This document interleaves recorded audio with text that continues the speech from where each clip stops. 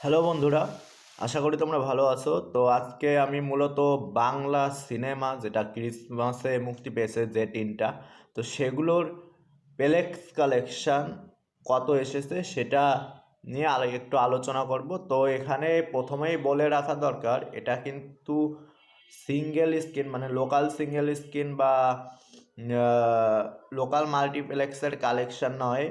এখানে শুধু পেলেক্স, যেটা ন্যাশনাল পেলেক্স, তো সেটার নিয়ে আলোচনা করা হয়েছে। তো এখানে টোটাল ছবির কালেকশন বা সব মিলিয়ে কত কালেকশন করলো এটা এখানে নেই। এখানে শুধু পেলেক্স কালেকশন রয়েছে, যেটা অবশ্যই ন্যাশনাল পেলেক্স।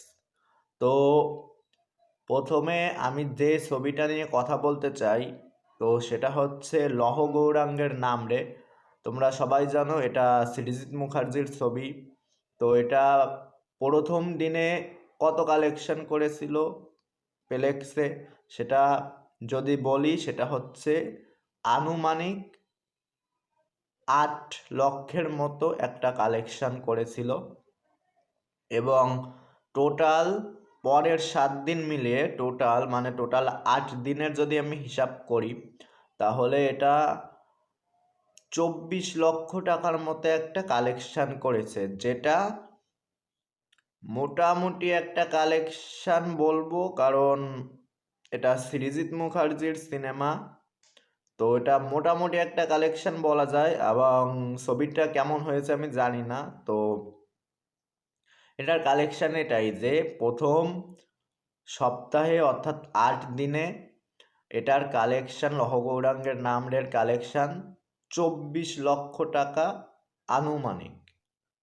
তো পরে যেটা আমি কথা বলবো সেটা হচ্ছে একটা ফ্রাঞ্চাইজি মুভি সুরিন্দর ফিল্মসের, যেটা মুক্তি পেয়েছে একটা গোয়েন্দা বা একটা, বুঝোই তো, গোয়েন্দা নির্ভর একটা ছবি, যেখানে খুন হবে, তদন্ত করা হবে এবং খুনিকে ধরা নিয়ে একটা কাহিনী। তো তোমরা সবাই জানো যে একটা ফ্র্যাঞ্চাইজি মুভি যেটা হচ্ছে মিতিন মাসি, তো সেটার একটা ছবি রিলিজ হয়েছে, মিতিন একটি খুনির সন্ধানে।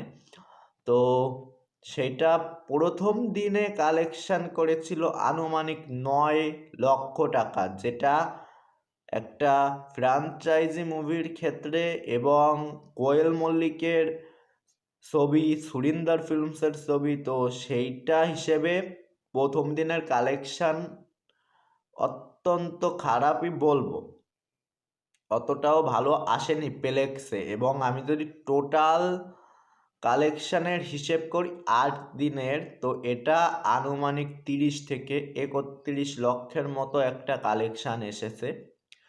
তো এটা অত্যন্ত বাজে একটা কালেকশন। এবং ছবিটাও আমি যতদূর শুনেছি এটা ভালো হয়নি। তো ছবিটা যেহেতু ভালো হয়নি, তো দ্বিতীয় সপ্তাহে এটার বা পরের 7 দিনে এটার কালেকশন আহামরি বাড়বে না, এবং এটা কমে যাবে, প্রায় 50 to 40% কমে যাবে, এটাই মনে হচ্ছে। তো যাই হোক, এটা টোটাল কালেকশন 31 লক্ষ, মানে 30 থেকে 31 লক্ষ টাকার মধ্যে, যেটা অত্যন্ত বাজে একটা কালেকশন। এটা বিশেষ করে একটা ফ্র্যাঞ্চাইজি মুভি এবং সুরিন্দর ফিল্মস যেখানে প্রডিউস করেছে এবং যেখানে কোয়েল মল্লিক লিড রোলে রয়েছে, তো সেটা হিসেব করলে এটা অত্যন্ত বাজে একটা কালেকশন। তো পরে আমি যেটা নিয়ে কথা বলবো সেটা হচ্ছে প্রজাপতি 2, অর্থাৎ দেবের প্রজাপতি 2, যেটা ক্রিসমাসের মুক্তি পেয়েছে। তো সেটার প্লেক্স কালেকশন নিয়ে আমি কথা বলবো। এবং এটা ভাই আমি সবচেয়ে বেশি খুশি এইটা নিয়ে, এটার কালেকশন দেখে।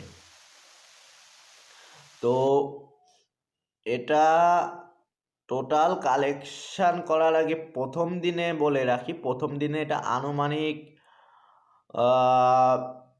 23 লক্ষ টাকার মতো একটা কালেকশন করেছিল, যেটা অন্যান্য সিনেমার চেয়ে যদি তার সঙ্গে যেগুলো মুভির মুক্তি পেয়েছে লহ গৌরাঙ্গের নাম রে বা মিতিন মাসি, তো সেগুলোর প্রথম দিন যদি কম্পেয়ার করো, এটা কিন্তু প্রথম দিনেই অনেকটা এগিয়ে গিয়েছে ন্যাশনাল প্লেক্সে কালেকশানের দিক থেকে। তো পরের 8 দিনে এটা আনুমানিক 99 লক্ষ থেকে 1 কোটি টাকার মতো একটা কালেকশান করেছে পরের 7 দিনে। অর্থাৎ টোটাল 8 দিনে এটা